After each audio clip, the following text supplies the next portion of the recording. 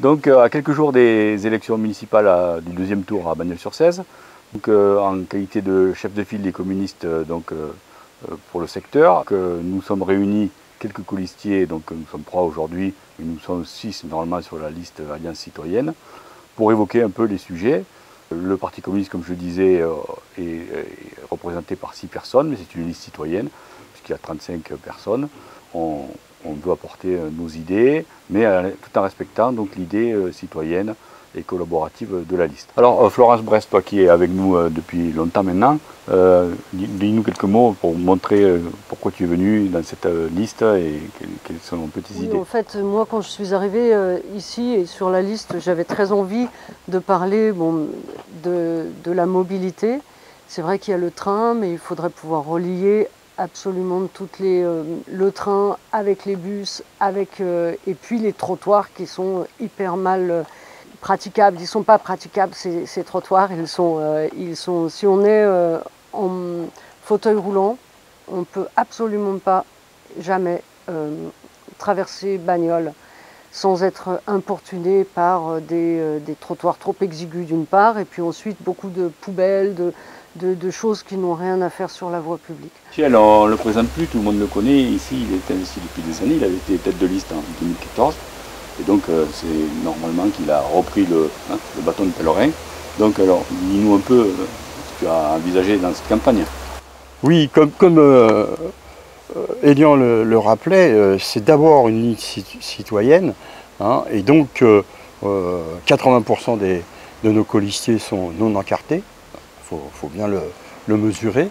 Et donc nous avons construit tous ensemble depuis des mois un programme que nous soumettons maintenant à l'approbation des Bagnolais et des Bagnolaises.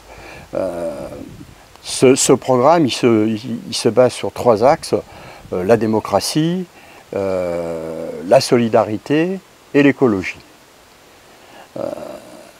Et puis on vient de s'apercevoir avec la pandémie que le programme qu'on avait élaboré répond à un certain nombre de questionnements issus de cette crise sanitaire, notamment en matière de la proposition que l'on fait de construire un centre de santé.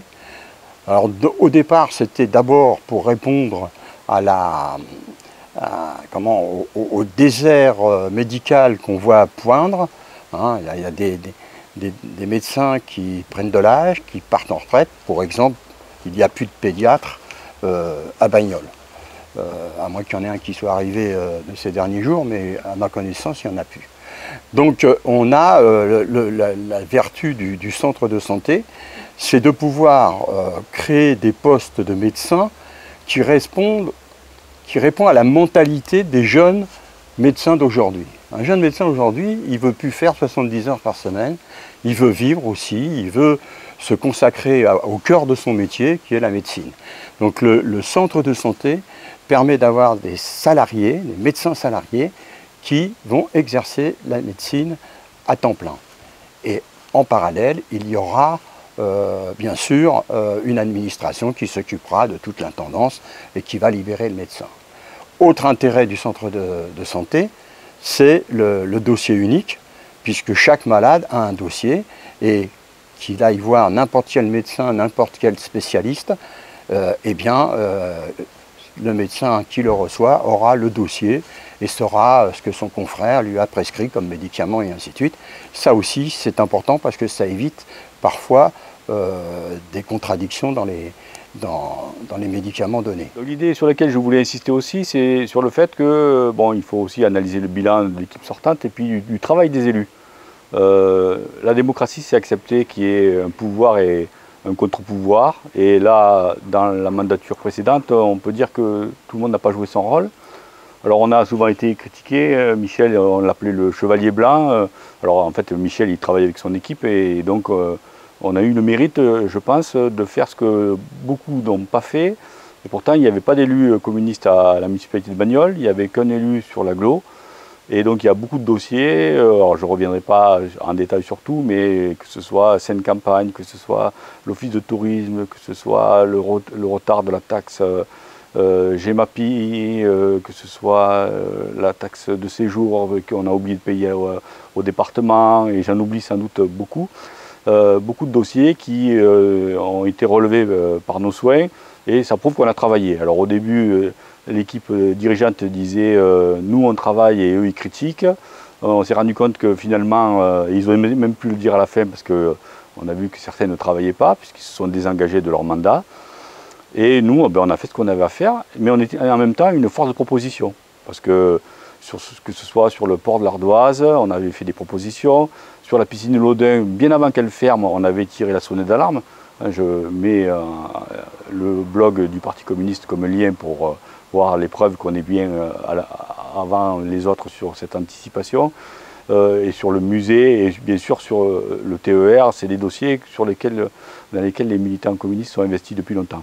Donc c'est normal qu'une force politique s'engage, travaille, et malheureusement on peut dire qu'il y a un certain nombre d'élus et d'autres forces politiques que l'on n'a pas vues, pas entendues, et se contenter d'aller au conseil municipal le samedi matin ou une fois par mois ou le lundi soir à l'agglo selon le même rythme, ben, c'est pas suffisant, et on peut nous critiquer, on a sans doute des choses qu'on n'a pas vues. Il y a au moins un dossier sur lequel moi j'ai un regret, c'est sur la forêt de la Valbonne, puisque nous, ça s'est passé sous nos radars, et là on doit tirer notre chapeau aux associations environnementales qui ont levé ce lièvre. Mais à part ce dossier, malheureusement on a été souvent seuls. Et donc par exemple sur Seine-Campagne, il y avait beaucoup d'opposants qui étaient contre le principe de cette salle, mais sans en voir le détail. Et puis bien sûr, après, quand ça s'est terminé, ce projet, ils n'ont pas vu non plus qu'il y avait un reliquat et notamment des problèmes d'argent. Voilà. Donc je pense qu'on peut être fier du travail accompli, et quoi qu'il arrive, on continuera ce travail qui est nécessaire, et c'est la démocratie. Florence, toi, on sait aussi qu'un de tes chevaux de bataille, c'est l'environnement. Hein, et ce qui prouve bien qu'on peut être et communiste et partisan de l'environnement, contrairement à ce que pourraient dire certains. Donc c'est aussi un sens de ton engagement. Au Parti communiste, je me rappelle d'avoir assisté à des réunions il y a 10-15 ans, et en fait, il y avait un côté décroissant qui me plaisait énormément, parce que c'est vrai que si on fait du local, si on favorise le local, si on fait des circuits courts, si le transport en commun est plébiscité au point de n'être que la valeur la plus utile, la plus utilisée, on est forcément décroissant, et à ce moment-là, on arrive à une écologie qui est pas mal, à un environnement qui est pas mal. Et notamment en matière des déchets, vraiment pouvoir essayer de convaincre les supermarchés de ne pas faire de suremballage et d'être le plus possible sans emballage du tout, même ce serait l'idéal, de faire des produits à la coupe, de faire des produits... voilà, donc c'est vrai que ça c'est important. Oui, ce que vient de dire Florence m'amène à penser à une proposition qui a été faite lors de nos discussions par des colistiers qui sont très sensibles à l'environnement et à la santé. C'est de pouvoir créer une régie agricole municipale pour pouvoir cultiver des fruits, des légumes, et alimenter par ce biais la restauration scolaire. Alors bien sûr, peut-être que ça ne sera pas suffisant, mais là aussi, on peut avoir des coopérations avec des producteurs locaux de façon à avoir une autonomie alimentaire pour les écoles et pour les repas aux personnes âgées, par exemple.